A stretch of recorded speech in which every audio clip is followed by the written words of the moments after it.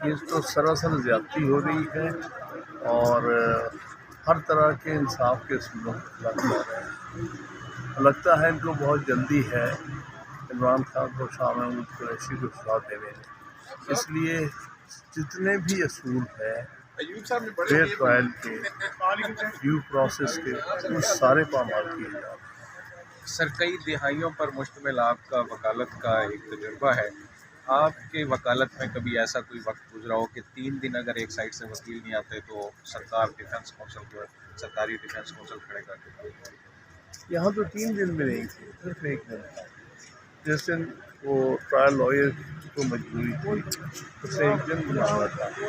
آپ کو کیا تکلیف تھی کہ آپ سیٹرڈے سے منڈے نہیں کر سکتے تھے؟ ایسی کون سی جلدی ہے؟ کس کا حکم ہے اس عدالت کو کہ تم جو ہے وہ ایک طرفہ پروسیڈ کرو، اور اس کو کیا حق حاصل ہے کہ بغیر ایکیوزڈ کی مرضی کے وہ ڈیفینس کاؤنسل مقرر کر دے؟